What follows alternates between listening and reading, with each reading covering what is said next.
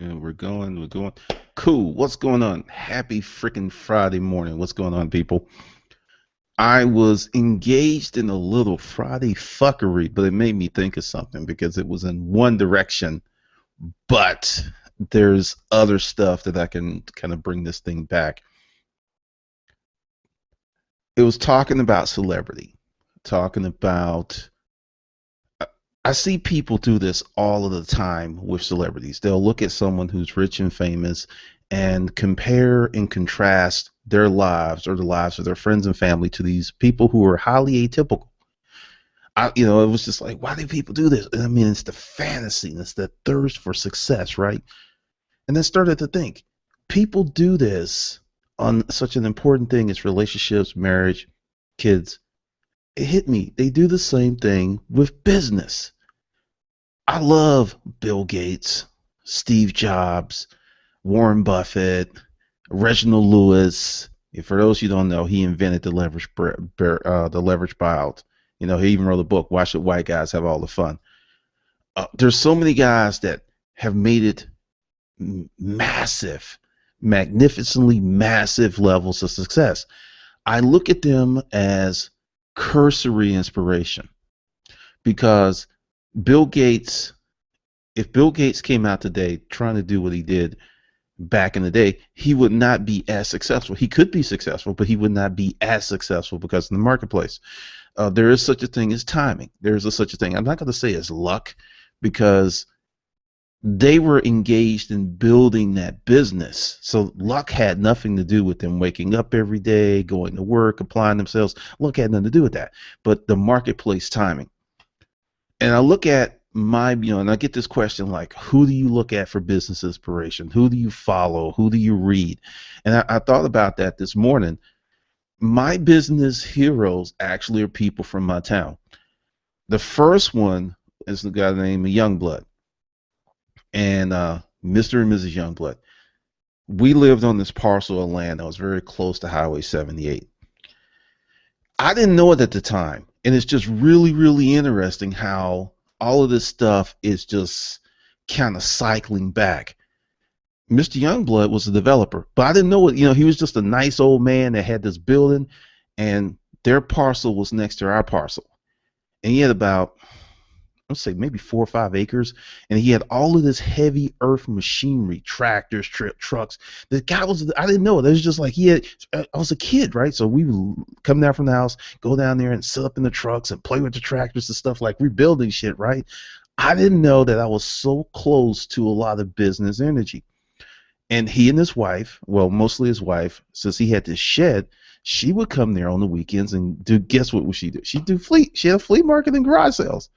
And, that's where that seed was planted, that for some reason, when I got free of the matrix, I went back and revisited those lessons that I received as a child in terms of business. I watched the guy who was a developer. I used to sit down there because she was set up for the garage sales, and he would be there, and then we would talk, and he would conduct business, and people would come and go, and they would talk, and I'm just sitting there just absorbing this stuff.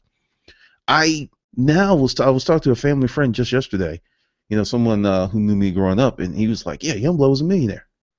I didn't know that, but I was sitting there getting the lessons, and when I say, he was what I call an attainable millionaire status, because most of us can be millionaires. You may not, billionaire. Let's be real. There's some people who are going to make it, but most of us are not. It's just not going to happen because to get to that status, you've got to serve so many people.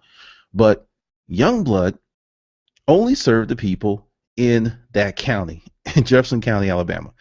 That's the only people he served. The next one was a guy by Mr. Campbell. He was a pharmacist. Now, this was really, really good lesson for me because I grew up in the era where kids could go hang out at the business and people wouldn't chase you off. It's just like if you were quiet and you didn't really cause any trouble. I mean, dude would let me hang out in his store for hours in his pharmacy. And once again, through osmosis, he had this wall and there was all of these trophies and mounted heads because dude would take hunting excursions, antelope, all kinds of huge animals. I did not realize how much money that cost. And so years later, I was like, whoa, dude was always going out there doing it. But the thing is with Mr. Campbell, he was a pharmacist in his own pharmacy. So let's look at that. Mr. Youngblood, Mr. Campbell, they were both business people who owned their enterprises, which I hung out with these people a lot for years. I would like visit, Miss Young, she stopped having the garage sales for some reason, but for years I hung out with these people, like hanging out in the store, hanging up on the counter, listening to business transactions, listening to how they conducted their business. That's how I spent a lot of my time as a kid, listening. Then there was another one. I didn't actually go. It was Simmons Machinery, who I later on I googled it. He was also a developer. I would had two helicopters. He was a land developer. Didn't know all this stuff is in my little small town. It's Youngblood, the Campbell Pharmacy, all this stuff is there. I didn't realize the dichotomy of where I was growing up, because there was, for a lot of people that don't know, there was a fantastic amount of wealth in Birmingham and Alabama at one point, because it was the Pittsburgh of the South. This, because two common elements needed for steel production were naturally abundant: coal and iron ore. Iron ore was literally freaking everywhere. You could walk around the yard and pick up some iron. So it was there, and these developers were taking it. But to get to the real core of what I'm talking about, many of you are looking at atypical people as business inspiration without really knowing their backstory, without really knowing what's what's the real deal. And you should kind of, still look at Bill Gates, still look at, Elon Musk, or Tesla, still look at these guys, but realize that you're better examples of more attainable success. And I'm not trying to put a ceiling on your success. I'm just trying to be realistic with you. Maybe in your neighborhood, because what helped me was I saw people I thought were normal, because I looked at them through the eyes of a child. I thought were normal when really they were exceptional. And it was those people who helped me develop a lot of my philosophies, the way that I think about business, by serving the customer, things like that. All of this stuff came to be because I sat at the feet of real business people who really started from nothing. And if you start looking at people who are more normal and really go, oh, I can do that, and I can do this, and I can do that, and I can do this, because when you look at the Bill Gates, or you look at one of these magnificently successful stars, there's more to it than just sheer ability. It's a placement, it's networks, but you can, and I will say this, you can start from absolutely nothing and get to six figures. That's very, very attainable for most people. It's very attainable. And just to give you something to really measure that with, when you get to six figures in income, you're in the top 5% of income earners in this country. If you're making 100 point something, you're in that top 5%. That means 95% of the people in this country make less than six figures. So essentially what I'm saying is, you reach that level, you've done something.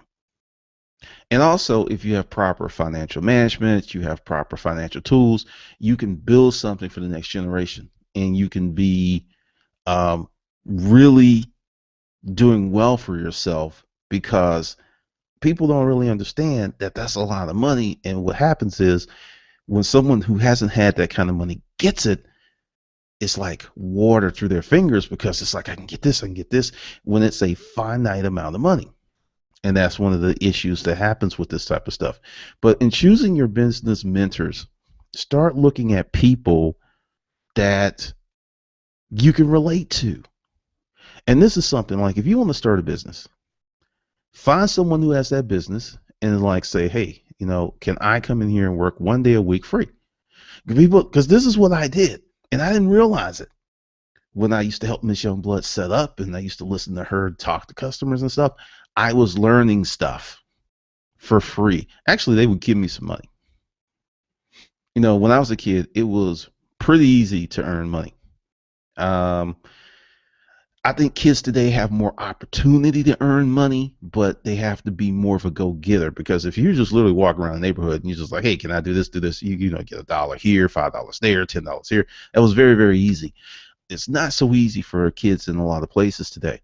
But essentially, you can set your expectations in the wrong departments by looking at the wrong people in terms of your success.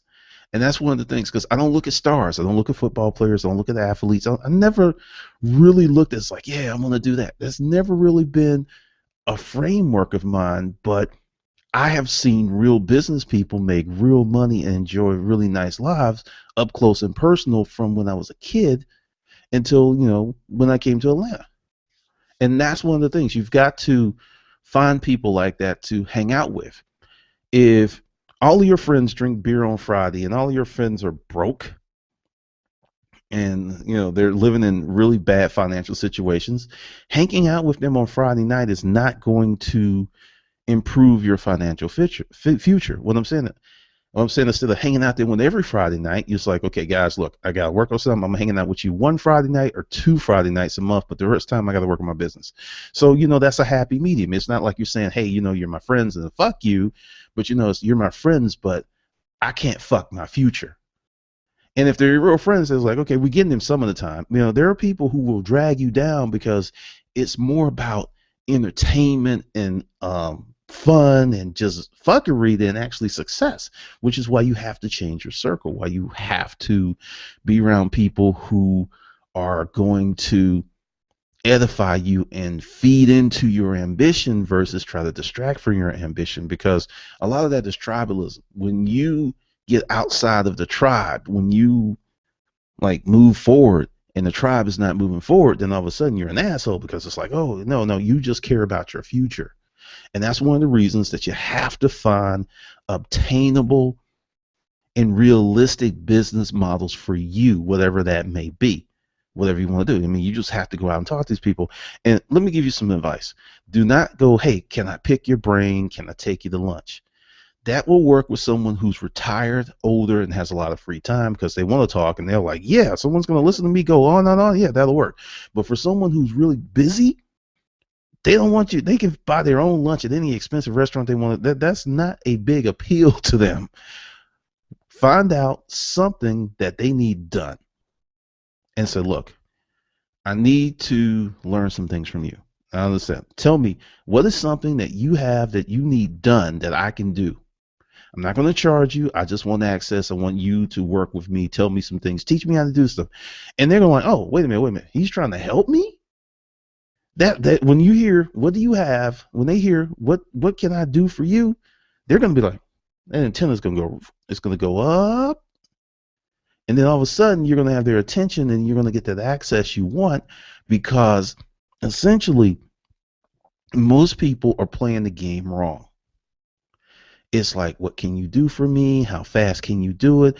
Give me. And they don't understand the reciprocal nature of the universe and how it works. But when you get that antenna to start going up, when you start to get them like, yeah, here's somebody that's going to talk to me. Because I have a new friendship that started about like 8 months ago.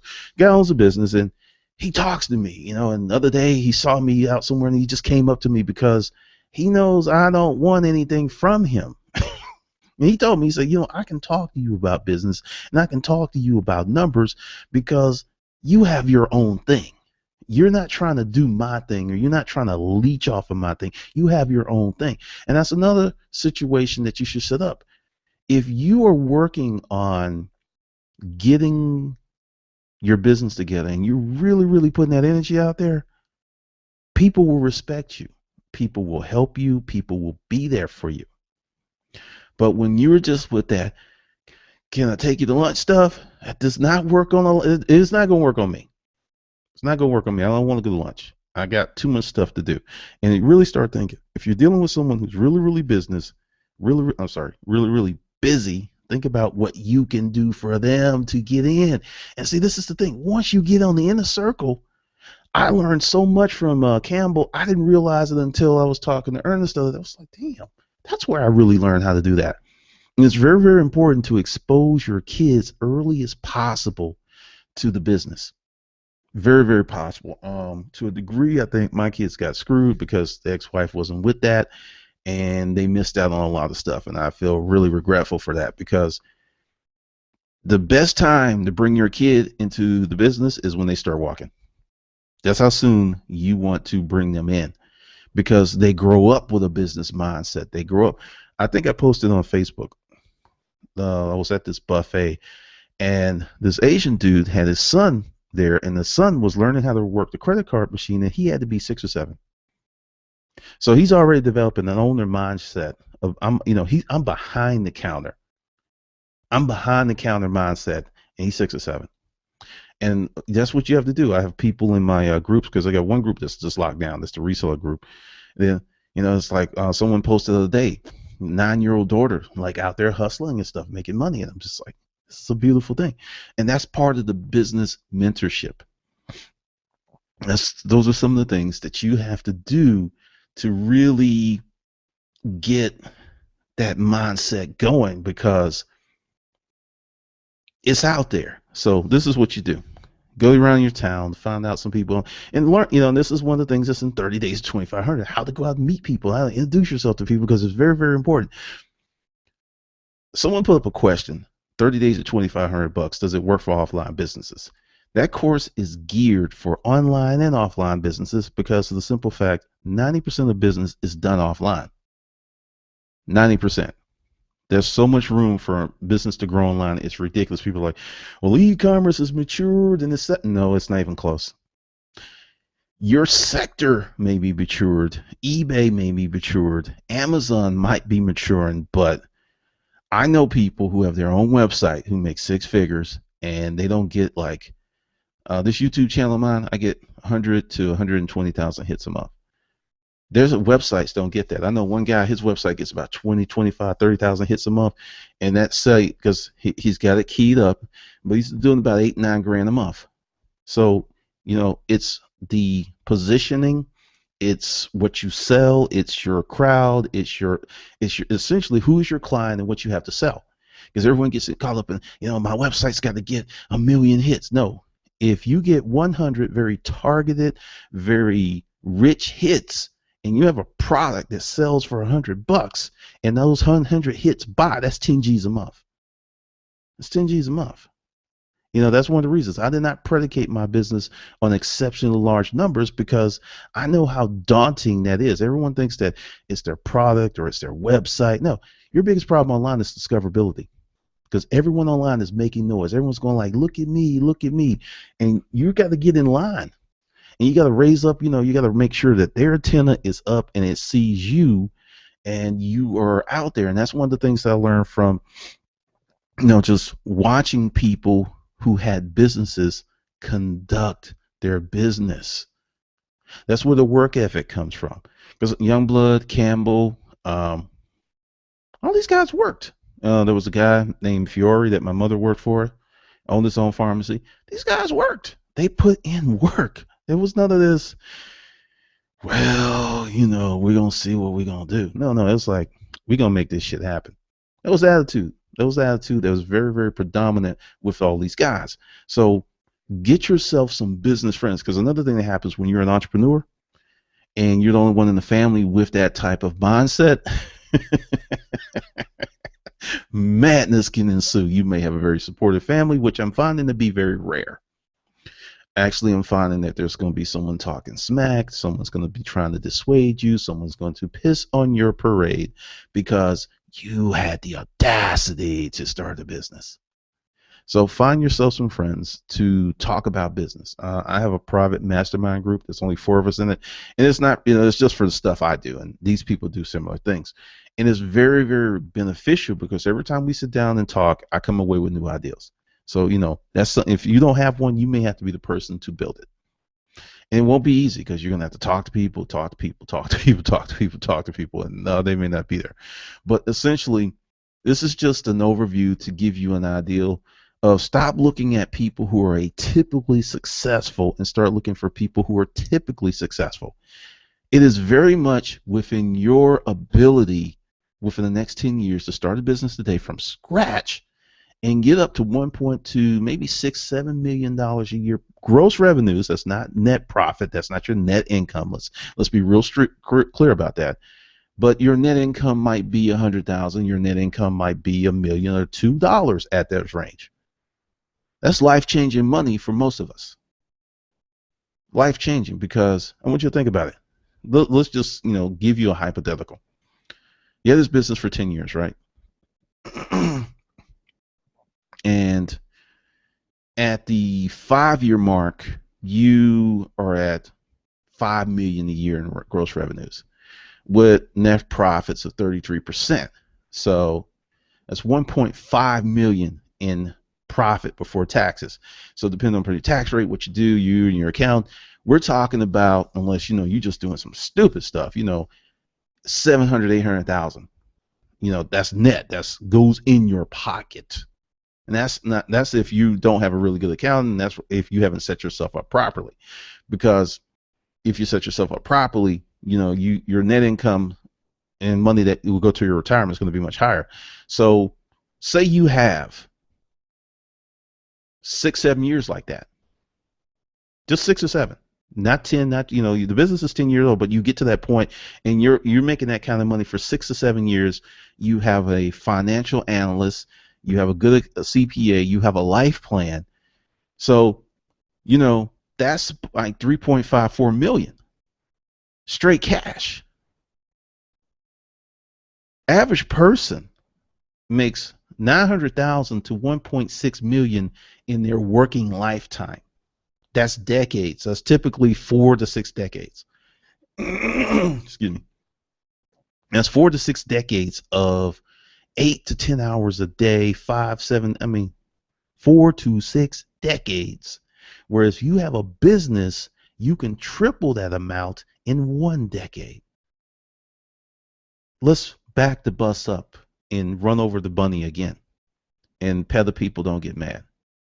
You start a business, you can earn 3 net earnings, not gross revenue, 3, 4, 5, 6 times in a decade what regular people earn in 4 to 6 decades of work, if they can maintain unemployment that long.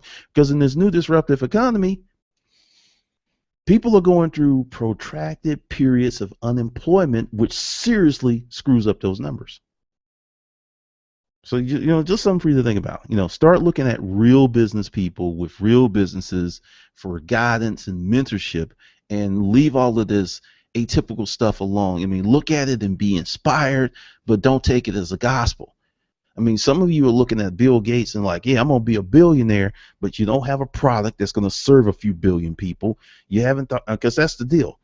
If you serve 1 billion people, you got a shot at being a billionaire. If you don't serve 1 billion people or several 100 million people, chances of you being a billionaire are kind of slim to none. That's why Facebook made Zuckerberg a billion, several 100 million. I think Facebook now has 1 billion users. There's only 6 billion of it. They have 20% of the world's population using their product. That is exceptionally insane when you think about it. And going forward, as the world becomes more networked and economies emerge, you'll create a product, and say the product's $1 a month, but you can get 3 billion people to buy your product. It's $3 billion a month gross revenue. 36 billion a year. Out of that 36 billion, depending on where you are in the equity chain, that might be 1 billion cash. Someone's going to be in that position. It might be you. Someone's going to be in that position, because this is where we're going. Because every decade, all of these countries, they're getting more and more networked. And the technology that's coming is going to just link up people. It's like you're not going to, all right, this technology is already present, but it's going to be so dope that you can write a book, then they can buy it in Bangladesh, China, Austria. Austria speaks English, but essentially, this whole thing for translating books, that shit's going to go away. It's going to be disrupted. You can write a book, and then bam, they get it on their device, and they can read it in any language, and it's going to come out the way they're supposed to. Writers, content creators, people who make movies, music, a lot of these guys are going to become billionaires because they're going to have a product that 1 billion people can buy. That's how you become a billionaire, by having something that serves that many people. Not because I'm going to be a billionaire because my mama told me I was special. You're wasting your time. You're wasting your time. So, just some food for thought on this Friday. If you like the commentary, be sure to hit the stair steps right there. Go ahead and subscribe and get your free Hustler's Mindset audiobook. Check out Speak to Glendon, and also check out 30 Days to $2,500. All right, this is Glendon. Hope you have a great weekend, and I'll see you on the good side.